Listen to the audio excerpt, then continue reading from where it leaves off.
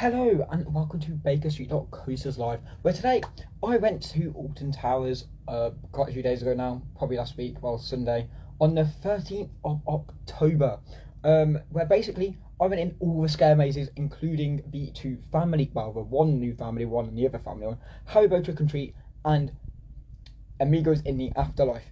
Now, what I'm going to focus on here is the big ones first. So, there is 4 scare mazes up for offer at Alton Towers this year. One new one, Compound, which is featured to the Nemesis Younglings, and which is which is to Nemesis Younglings and the hashtag Seek the Truth, and they think, the Phalanx think you are part of the hashtag Seek the Truth. You have got new for 2023, so I'm talking to you from 2024, but 2023 was the Altonville Mine Tours, Tiny's Revenge. I did the original one 2 years ago, named The Legend of the Skin Snatchers. However, I came back this year to do the other version of it, and I could tell you there were some different similarities. I'm going on the 27th, fair enough. And then there is the Attic, which I did 2 years ago, and I've done it this year. Hasn't changed much, but I'll give my full reviews on that. And then, of course, you have...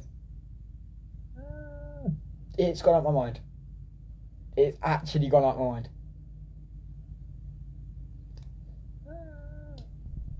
It's gone out my mind. Okay, anyways.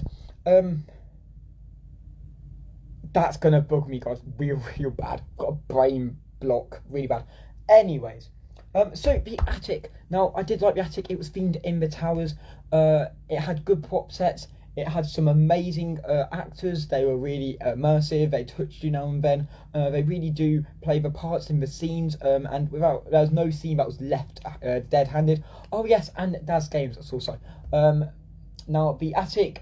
Now the start of it could be a little bit different and more scary, because at the start it tells you about what happened in the attic and why you are going up there. But really, it could have been a little bit better. As it is the exact same, like the whole scare maze is the exact same. And another thing I found out in the queue line for the Attic is Emily Alton's rocking horse, which is in the queue line for the Curse of Alton Manor, was in the queue line for the Attic quite a few years ago, like 2 years ago. Now, when you look at it now, but rocking horse is no longer there, so that could have been Emily Alton's rocking horse all along. It just got replenished and refurbished back into the Curse of Alton Manor. So that's something new, and not many of you knew about. I'm just kidding. Yeah, okay. Hello, fine. So, that was the Attic. Now, the Attic I found really good. It had some really good ending to it. Had some really good scenes. Like I said, no props are left empty. Lighting was good, and it was just an enjoyable experience. You know, I don't like how Alton Towers this year haven't put on the little signs, these pumpkin signs, saying, "Oh, this is how scary it is." Normally, it's like 5 pumpkins and most scariest. They did that, and the Attic was the scariest apparently. But I don't think they've done that this year, which I find really strange. So yes, that's the Attic done and dusted. Now we have Altonville Mine Tours, Tiny's Revenge. Now, I did Altonville Mine Tours, The Legend of the Skin Snatchers 2 years ago. And Altonville Mine Tours was immersive, was amazing. The Skin Snatchers were amazing. But the only difference, well, the only big similarity between the two is the queue lines. So as you go in, you go underneath a little bridge, and then you enter the themed queue line before you actually go into the maze itself. However, this queue line has not changed one bit, and I'm there just like, is that really the best way forward? No, it's not, but you know, it is what it is, and we can't change it as much.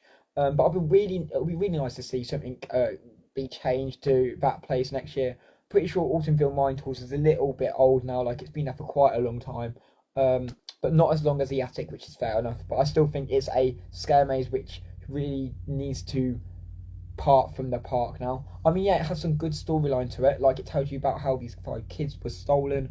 At the start of the ride, you've got the sheriff who's telling you about how 5 kids were stolen, and then they suspected someone named Tiny. You don't actually get to see Tiny, I don't think.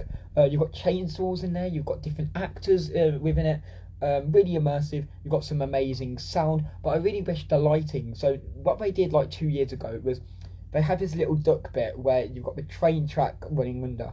Now, what I would have really liked to see was some sort of like mine shaft lighting, which basically is just running along, going flashing on and off. It'll be really nice to see just above your head, but apparently that's not how it works, unfortunately. And you know, Alton Towers only just gave you what they gave you, I mean, I think it was just a little bit rushed, but it was still an amazing experience. It had like people with gas masks in there, people with spades, people with their chainsaws at the end, which is fair enough.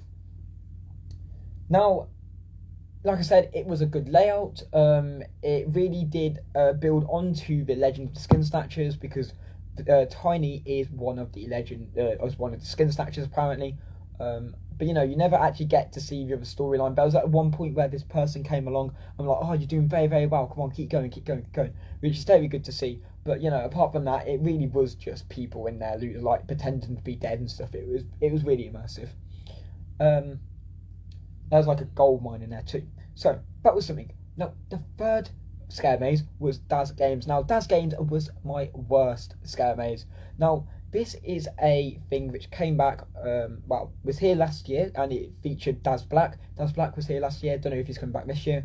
But yeah, it featured Daz Black, and basically he made an artificial game where you have to go into a scare maze, face off the people, and you had to find your designated symbols, which we were given at the start. It features these little wristbands, which basically are like fobs in it, and it just shows that if you scan it, oh, you've got this wristband, you then move on. Now, I got the Smiler and T, and I was meant to look for the Smiler and T, so it gives you a little pre-show about why Daz Games is part of this. Apparently he called himself the pro of horror games or something like that. And you had like his little mannequins, and then when you got into the maze, firstly, the lighting was absolutely atrocious. Like, I was trying to do a task. You got to do some of these tasks to basically get your wristband and accept that you've done this. But yeah, you've got to do these tasks, and the worst thing is that you've had people on your ankles, like, you know, wrapping around your ankles like the actors were. You had people running around. I say people running around, even though Daz told you not to run, they were still running around, and because it's such a dark room and because the lighting was going on and off, you couldn't see. So I kind of fell into a little kid by accident, but it's fine. But yet again, why are younger people in that room? I'm not sure.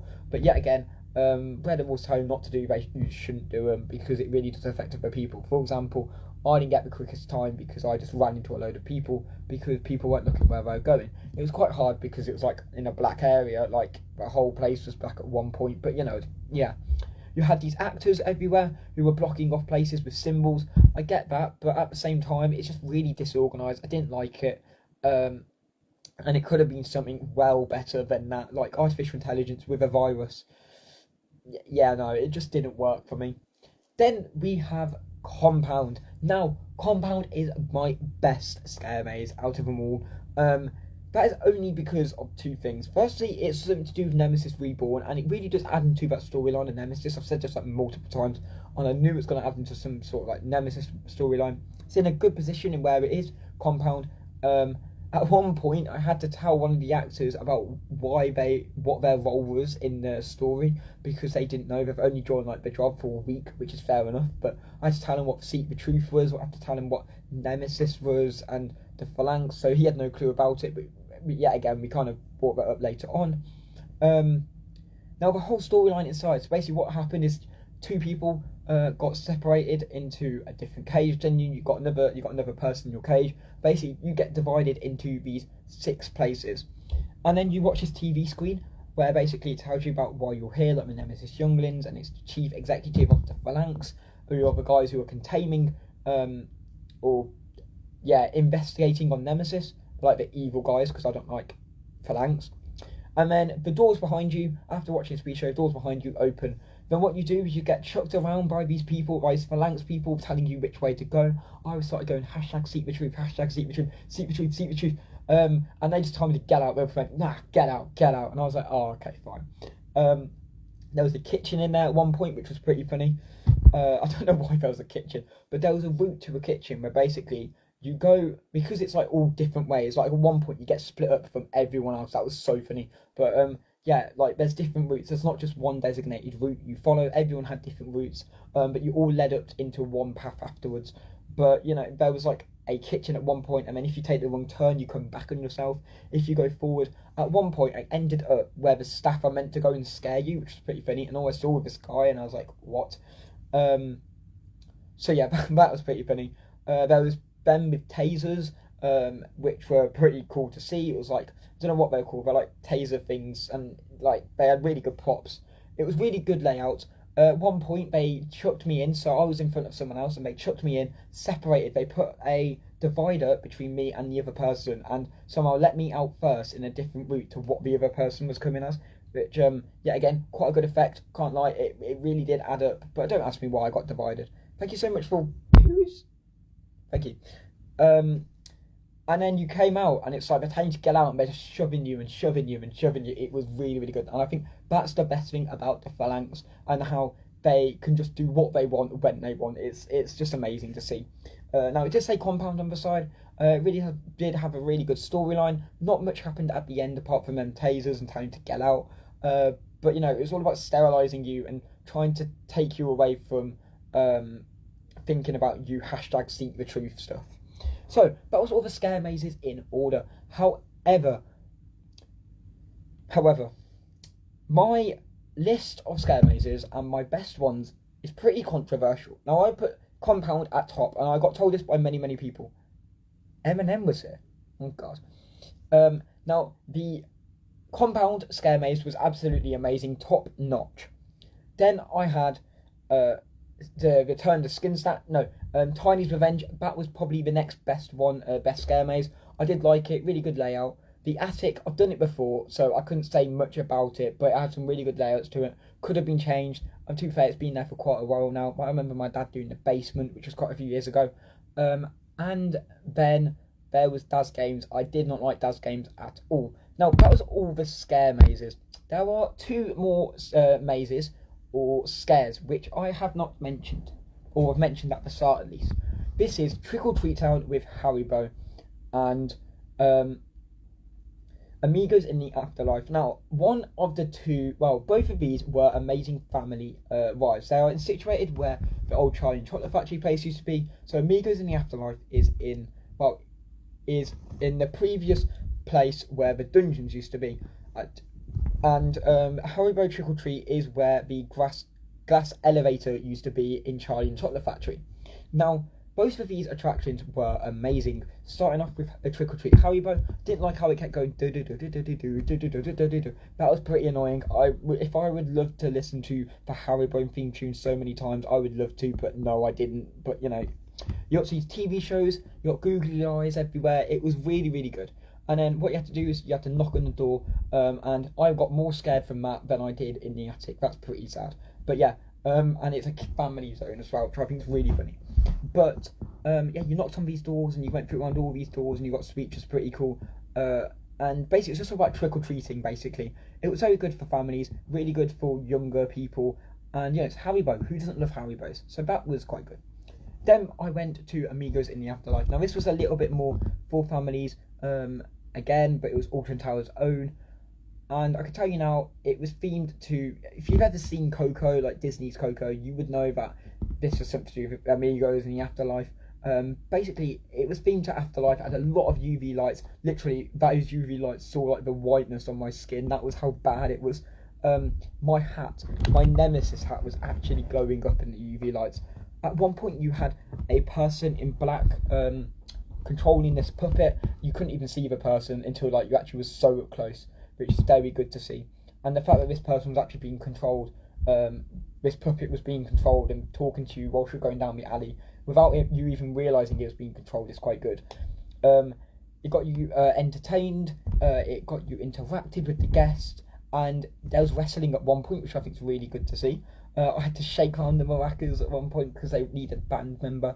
There was just a little bit, for example, like I said, it is for younger people, and I can tell you now, it's such an amazing scare maze for younger people. If you are going to go to Alton Towers, please do go, and if you have got younger ones with you, do go in Haribo Trick or Treat and Amigos in the Afterlife. Both of them is amazing, and like I've said it before, 2 years ago, we had, 3 years ago actually, we had House of Monsters, which used to be where the Gangster Granny used to be, and basically that's no longer there because Gangster Granny's there. So it's really nice to see that this form of attraction has come back, but in a different form, in a different theme, such as Amigos in the Afterlife. Instead of it being House of Monsters, it's Amigo in the Afterlife.